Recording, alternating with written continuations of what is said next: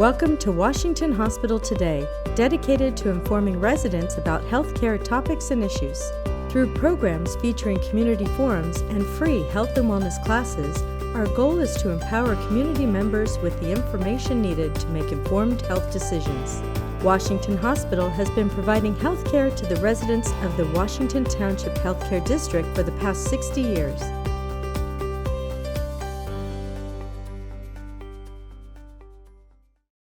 Today's presenter is Dr. Victoria Leiphart.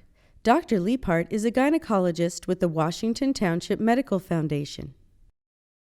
This is kind of a good time to talk about setting goals, setting resolutions, because this is the time that most people become discouraged.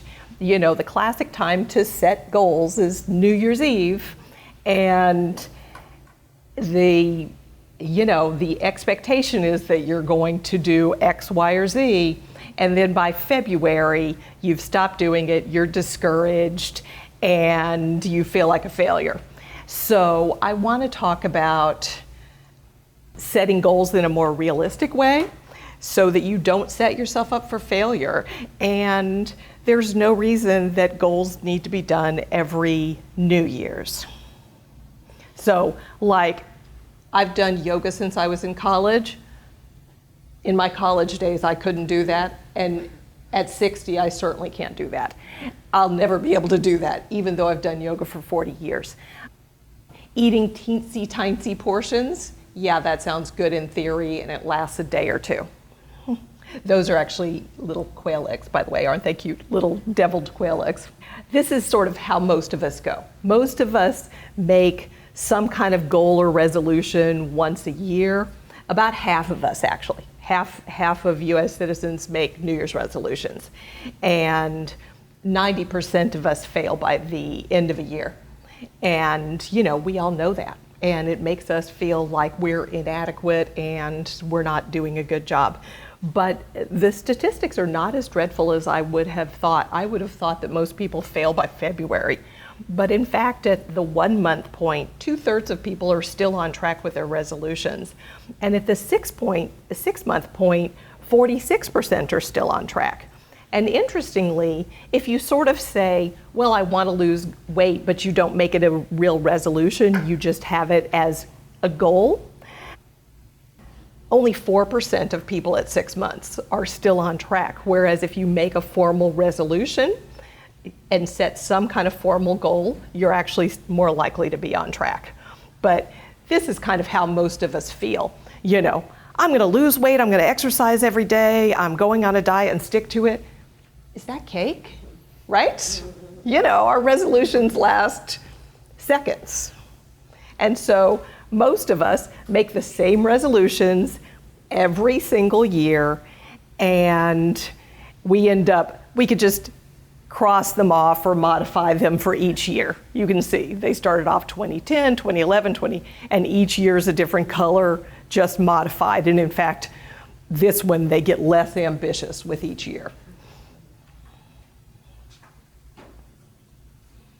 The problem is that most of us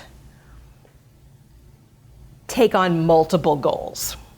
We decide that we're just going to revamp our lives and we're going to take up yoga, we're going to eat more fruits and vegetables, we're going to quit smoking, and we're going to lose weight. And we take it on as, I'm going to do all of these things this year. And we have this idea that makes intuitive sense to us that willpower's like a muscle. If you exercise your willpower, it'll get better, it'll get stronger. In fact, it's the opposite. It's a finite quantity. You only have so much willpower. It's more like your phone battery. It runs out and needs to be recharged. There was a really great experiment where they put people in a room and they had a table of vegetables, radishes, and a table that had chocolate on it. And one group was told, have whatever you want on these tables. You know, you want chocolate, fine, you want veggies, fine. The other group was told, you can have the veggies, but the chocolate is for the next experiment. And then, after leaving them there for some period of time, they then gave them a test to solve a math problem. It turns out the math problem didn't have a solution. It couldn't be solved. And they timed how long it took people to give up.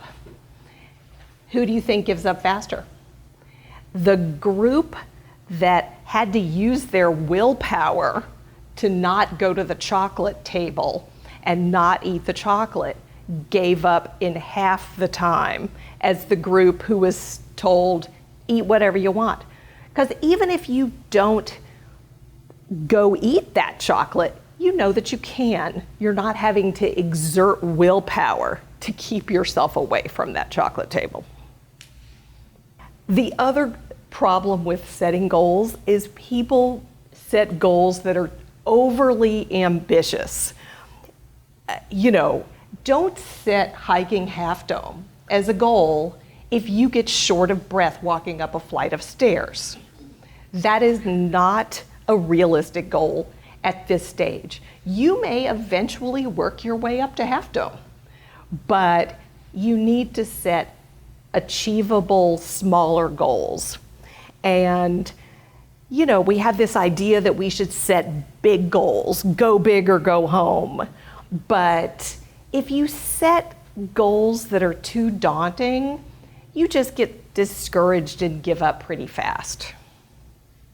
This is a common problem too. People set goals that are too vague. I like this. I can't believe it's been a year since I didn't become a better person. And, it's not enough to just wish that you were a person who eats a healthy diet and exercises every day and has an organized closet and volunteers to feed the homeless and is kind to strangers. Good intentions are not enough. That's where you need to start, but then you need specific goals. And ideally, the goals should be something that you add to your life. Adding more fresh fruits and vegetables, adding a dance class, carving out time to exercise, rather than about deprivation. Because if your resolutions or goals are all about depriving yourself of something, then you set yourself up for failure. It's why these no carbohydrate diets give you rapid weight loss but are not sustainable, because you cannot, deprive yourself long term. And your goal should not be doing something that you hate. Yes, walking on a treadmill is good for you, and yes, it's convenient if it's raining outside. But if you hate the treadmill, that should not be your goal. So I would say set a goal. And the more specific, the better. For example, decide that you're going to walk around Lake Elizabeth 3 days a week. That's a measurable goal. Lake Elizabeth is 2 miles.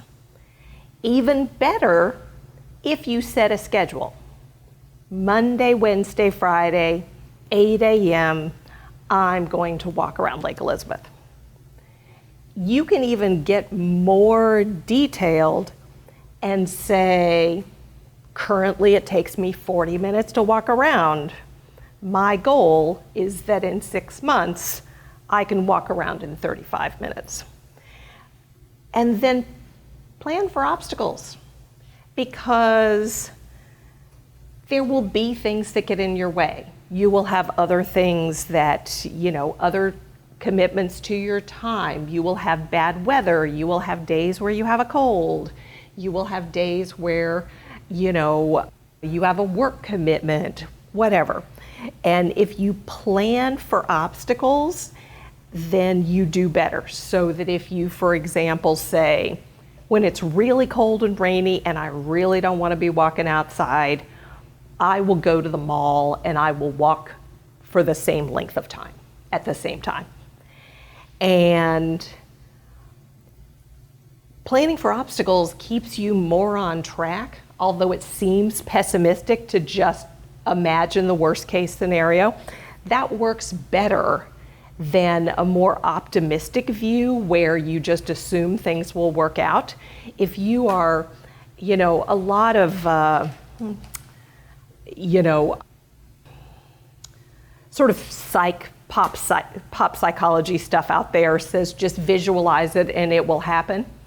And it turns out that if you do that for your goals, that they're less likely to happen. So if you just think, oh, I imagine myself walking the lake. But if you don't actually plan for it and plan for obstacles, then you get off track because you're living in this kind of happy fantasy of what you imagine your schedule's going to be like.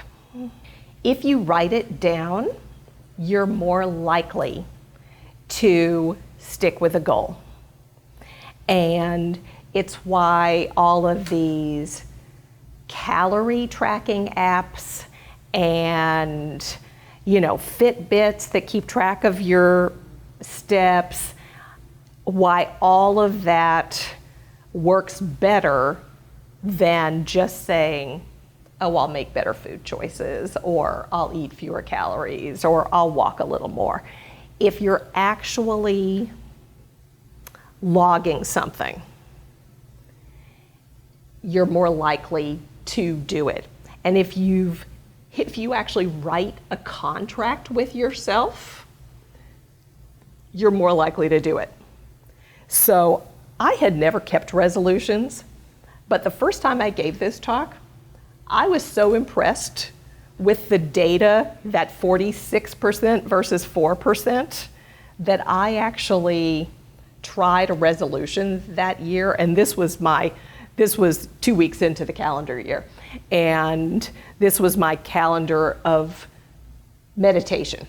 I had resolved that I was going to meditate for 30 minutes every day, and an empty box, like this day, meant that I didn't meditate at all, and a single slash instead of an X meant that I had only meditated for 20 minutes or less. So this hung in my kitchen, and I was looking at that every day. It was in my wall, looking at it every day. And I met the statistics. I stayed on track for 6 months. So the next year, I actually tried something different. I set a less ambitious goal for myself, to meditate a minimum of 10 minutes every day, and ideally up to 30 minutes. And I tracked it on a phone app. And again, I stayed on track for a few months. But I still meditate more consistently than I did before I started this, but not as consistently as I did in January when I was actually writing it all down. So, and that's a pretty typical story. So if you actually write it down, if you keep writing it down, you're more likely to stick with it. Because especially for me, this hung in my kitchen. I looked at it every morning while I ate my oatmeal. Get support. And it's not enough to just say to your friends and family, I plan to meditate more. It turns out if you just say to your friends and family, oh, I'm going to exercise this year, or I'm going to give up soda, if you just say it, you're actually less likely to do it. Less likely. And because you have started feeling virtuous just by expressing it to your family. So you're saying, look at me, I'm going to exercise this year. And you think, oh, I'm halfway there. And you feel like you've already made progress, where in fact you've done nothing. But if you say to your family, I plan to meditate every day, and you have my permission to nag me if I don't, then you're actually more likely to stay on track. So if you give your friends and family permission to encourage you, that helps you stay on track. And there are even websites where you can get a perfect stranger to keep you on track and be your referee. And if you do that, you're more likely to stay on track with your goals.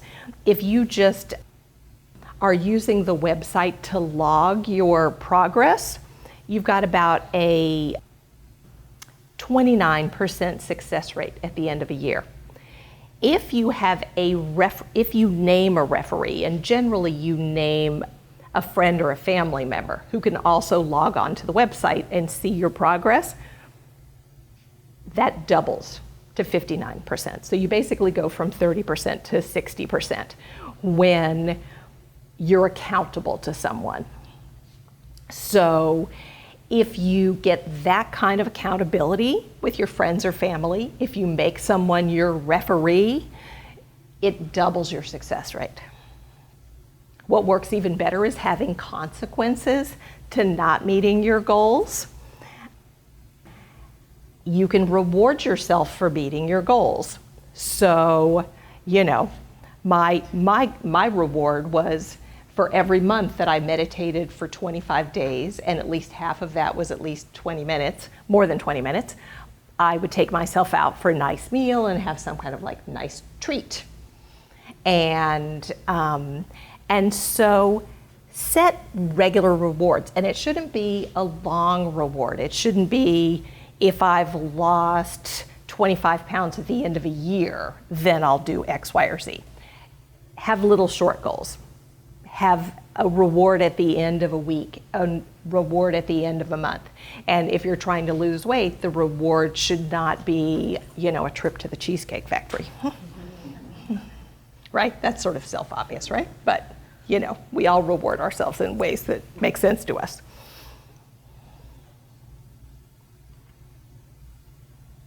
Unfortunately, punishment works better than rewards. We respond better to the threat of the loss of something than we respond to being given something. So it is more traumatic to us if we have to pay $1 for something than if someone gives us $1 for something. It is much, even though it's the same amount of money, it is much more traumatic to give away that $1 than it is rewarding to receive it. And so if you set up some kind of punishment for yourself for not meeting your goals, then you're more likely to stay on track. And, it could be a month without, your fancy latte, or a month without going out to the movies. I love the Grand Lake Theater. Can I just tell you, it's an amazing and wonderful theater. It's in Oakland, for those of you who don't know. It's one of these 100-year-old movie palaces. It's a fabulous place. So if you have some kind of a punishment goal, you're more likely to stay on track. And so if you have a financial stake, if you're going to lose money if you don't keep your goals, we talked about, you were right around 30% if you were just tracking your goals, up to 60% if you had a referee. If you have to pay out money if you don't meet out your goals, it goes up to over 70%. If you have a contract that includes a referee and financial stakes, the success rate is 80%. 80%. And the very highest success rate, approaching 90%, is what you should think of as an anti-charity. Contributing money to a cause that you despise. Because we hate the pain of losing more than we like the pleasure of gaining something. And so if you really truly want to stay on track, set up a monthly payment to a group you just despise. You're much more likely to stay on track.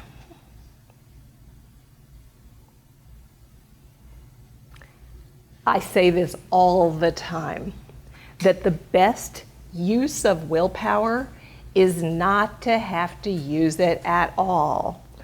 And when you're depending on your willpower, when you're tired, when you've had a bad day, your willpower, that battery needs to be recharged. And counting on your willpower is not going to work for you. And so I'm a big believer in pre-committing so that you're not dependent on your self-control. I myself will binge eat toffee peanuts and chocolate. And so those things can't be in the house. And because particularly toffee peanuts, I have no control over. Those little cans that say, 12 servings, no, I'm sorry, that's a 2-serving can. And so I don't set myself up for failure. I don't bring it into the house. Chocolate, I've trained myself to have control. I have 1 square of good quality dark chocolate every day. I've trained myself, but don't set yourself up for failure. And if you've committed to something, you're more likely to do it. So, like for example, if you have paid for an exercise class, it's every Tuesday at 7 p.m., you're much more likely to go. Or if you've committed to walk at 8 o'clock every morning with your next door neighbor, you're much more likely to do it because you're accountable to each other. So if you pre-commit and have it on your schedule, especially if there's pain of loss involved. So if you've paid for a class, you're going to lose the money, and if you don't go, you're much more likely to go. And I say this all the time. I have exercise equipment at home. I have everything I need at home. I could absolutely do all the exercise I needed to do at home. Even though I've done yoga for 40 years, I could probably teach a yoga class. I go to yoga every week. I pay for my yoga class because I'm not going to do an hour of strenuous aerobic yoga by myself at home. I need that group dynamic of 40 other people in the room doing it. I need the music, I need the instructor, and I'm honest with myself to say that maybe I'll do 10 or 15 minutes of yoga at home. I'm not going to do an hour of yoga at home. I'm not going to push myself that hard. I pay for a Pilates class. I've been doing Pilates for decades. I pay to have someone make me do Pilates. And that is money well spent for me. So this is by far the most common goal that people set. And the failure rate for weight loss over the long haul is incredibly high. There are people, and we see, them heavily advertised, that, the people who lose 100 pounds, there are people who do that. But they are a tiny fraction of people who are trying to lose weight. If you look at large population-based studies, and this is out of the New England Journal of Medicine, It is very difficult to lose more than a very small amount of weight, and it is even more difficult to keep it off. So this is people who are trying to lose weight, followed long term. And the dark line is the low-fat diet. The intermediate color line is the low-carb diet, and the palest one is the Mediterranean diet. So you see greater weight loss immediately that first year or two with a low-fat versus with a low-carb versus a low-fat diet. If you look, 6 years or so out, both of them have very little sustained weight loss, like 1 point something pound, 3 point something. The Mediterranean diet is a little bit better. It's about 5 or 6 pounds. But most of my patients who are trying to lose weight, they set themselves up for failure because they say, well, to get to my ideal body weight, I need to lose 50 pounds or 100 pounds. And the likelihood that they will do that is incredibly small. And so I encourage my patients to do something that is more sustainable and more realistic. I suggest that they pick some kind of measurable and achievable goal, such as add 1 more serving of fruits and vegetables to your diet every day. Eat the rainbow, try things you haven't tried, try different spices. Add 1 more serving of whole grains like oatmeal or quinoa or couscous, or add a serving of lentils and beans. And these are much more easily measured, easily tracked, and easily accomplished.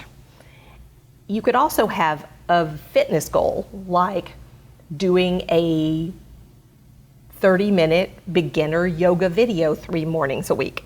This is actually the most popular video producer on YouTube. Her name is Adrienne, and she's very funny and very relaxed in her approach to yoga, and all of her videos are free.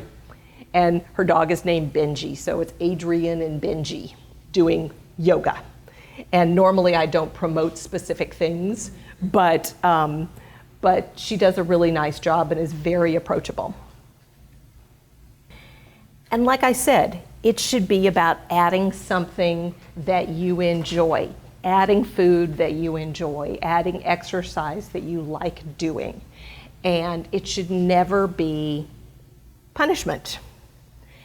And even if you lose not an ounce, you are still going to be much healthier, and you're going to be more able to accomplish the goals in your life that are important to you, such as the ability to get down to the floor with your grandkids. Because you're going to have, if you do yoga, you're going to have better strength and flexibility. You're going to be able to get down and up more easily.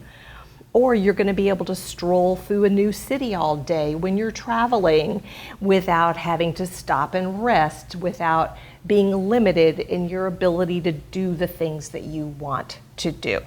So I think that improving your diet and improving your exercise is a better goal than trying to lose weight. And typically, if you're doing these, you'll have some modest weight loss, but more importantly, you're just going to be generally healthier. Smoking. This is one of the other really most common goals. 14% of US residents smoke. It's only 11% in California. And the good news is there are a lot more former smokers than current smokers in the United States. Because in the 1950s, half of men and about 35% of women were smokers. And so it has decreased. What discourages me is how many young people smoke and how many of them have taken up the vaping. And I'm glad to see that there's a lot of information in the press that vaping is not a safe alternative, that it may be worse for you than smoking tobacco, and that particularly vaping marijuana may be especially harmful. I encourage people who are smoking and trying to quit to talk to their doctors. There are nicotine replacements, there are medications that can help with quitting. Counseling can be helpful, hypnosis can help, acupuncture can be helpful, getting support from your friends and family can be helpful. You do gain weight right after you stop smoking, but if you look a year out at the people who successfully quit versus the people who went back to smoking, their weight is the same. And don't get discouraged. The average smoker quits, I think, 8 or 9 times before they quit for good. So, it's a very difficult addiction to kick, and you just have to forgive yourself that you went back to smoking again and then just try again. And you do better if you add something that you're doing with your hands and with your mouth. A lot of people take up hard candies and something else to do with their mouth, but I would encourage you to do something with your hands, like painting or knitting. You cannot smoke if you're knitting. And this woman, she's a 104-year-old knitter. She's a yarn bomber. Do you guys know what yarn bombing is? That you cover public surfaces, like benches and phone booths and light poles and things like that with gorgeous knitted pieces. It's called yarn bombing. So this 104-year-old lady is a yarn bomber. And even if you smoke less, even if you don't quit completely, if you smoke less, you're still better off than if you continue to smoke. Thanks to Marie Kondo, this has become a goal for a lot of people, getting more organized. And half of us describe our homes as cluttered, these pictures. And as a result, Marie Kondo and all of these other kind of organizational gurus have become quite popular.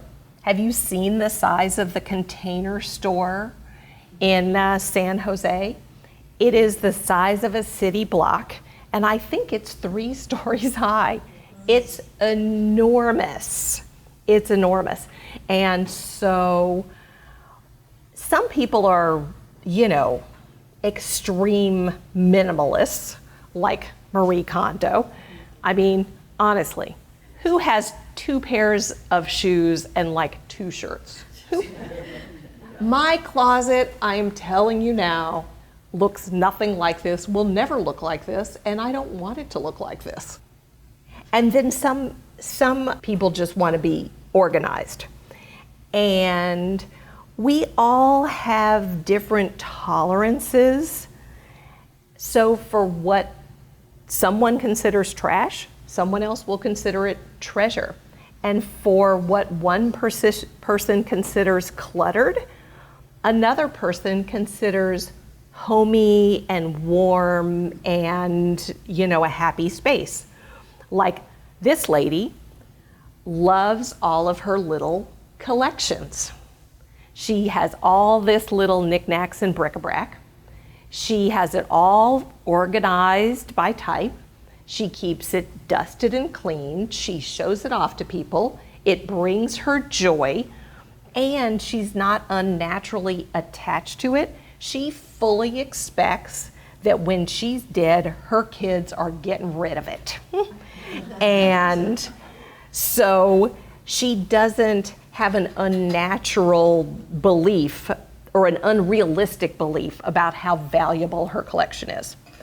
So if you find that in your home or your office you can't find stuff, or you feel unhappy in your surroundings, then it's clutter. If it adversely affects your physical or your mental health, it's clutter. So why do we clutter? And most of us do. Bargain clutter. And you find something, it's free, it's cheap, and you get it. But the question you should ask yourself is, would you buy it at full price? If not, then free or cheap is not a bargain. It just becomes clutter. Sentimental clutter. This is the hardest clutter to get rid of. That's your wedding dress, your baby blankets, old Christmas cards, souvenirs from your travels, stuff that is meaningful emotionally and meaningful really only to you. Abundance clutter, buying in bulk, stocking up. Costco lives by this. And, one of my friends jokes that his mother is like preparing for an apocalypse. He and his brother went down to her basement and counted. She had more than 200 rolls of toilet paper. And, it's a household of 2 people. And they're people in their 90s. So that's a lifetime supply for them. But she just stocks up whenever Costco has it on sale. There is aspirational clutter. I am guilty of this. Golf clubs, because you were going to take up golf. Art supplies. You took a 6-week painting class and you're going to take up painting, and you have all these art supplies. Cookbooks. Oh, I'm going to learn how to cook vegan. I'm going to learn how to, cook French food. That's aspirational clutter. Stuff that you bought with good intentions that now is no longer being used and will most likely not be used.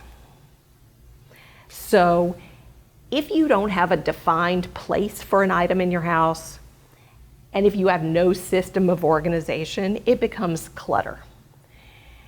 That, stacks of mail tend to become this kind of clutter. It just stacks up, newspapers, magazines, and the more that it stacks up, the more daunting it is to deal with it.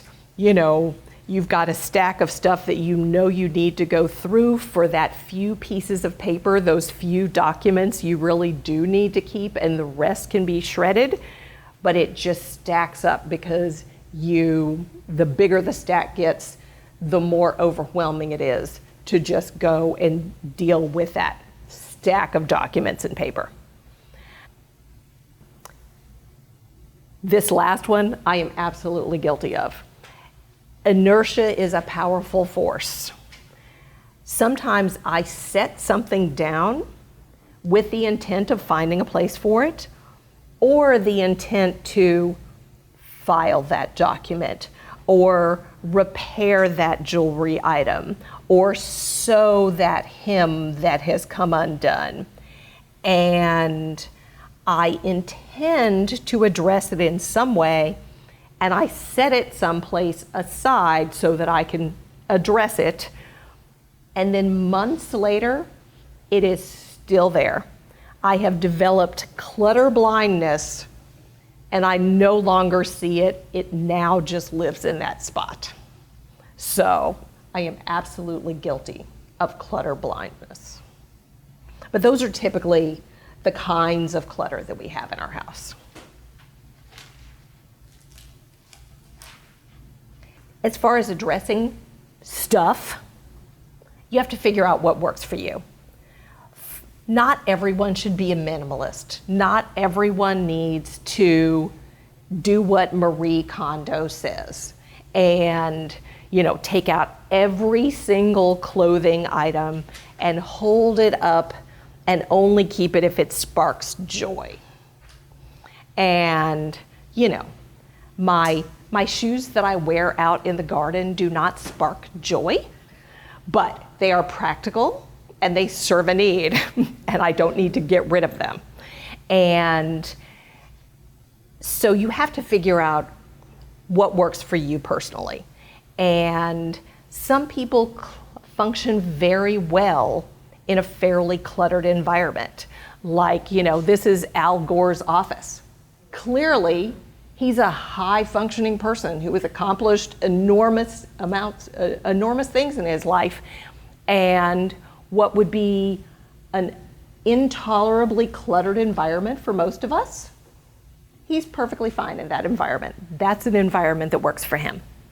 And so my advice is that you ask yourself, is it useful? Does it serve a need for me in my house? Or is it beautiful and is it something that I want to keep because it's beautiful? And you can, go through your entire house and sort through every single thing kind of all at once, like Marie Kondo says, or you can do it piecemeal. You can just say, I'm going to tackle this drawer today. Or you can just give yourself like 15 minutes a day. For 15 minutes a day, I'll address clutter. You can set, a timer and just do 15 minutes. Or you can just, as you're walking out your door, pick up 2 things that you really should just be getting rid of and just throw them in the trash on your way out the door. So pick up 2 items. And that way, especially for people who have kind of hoarderish tendencies, that's the way that works the best, because a couple of items a day doesn't feel so traumatic as throwing away a third of your wardrobe, and you can gradually reduce the clutter. You can donate stuff, you could give it to friends, but remember, your kids don't want your sentimental clutter. The stuff that you have an emotional attachment to, they are not emotionally attached to. And so just let that stuff go. Just let it go. And, enjoy it for yourself and then expect that your kids will get rid of it when you're gone. I would suggest that you don't need to set goals just on January 1st.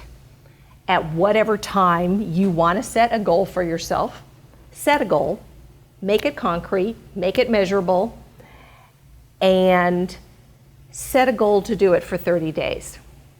Do a 30-day challenge, because you can do anything for 30 days, and eventually your new habit becomes not only a new habit, but it becomes part of your identity.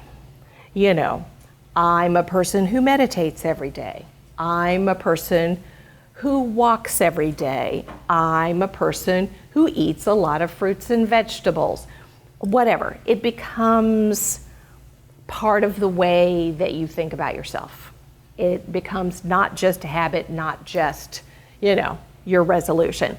It becomes just part of how you live in the world.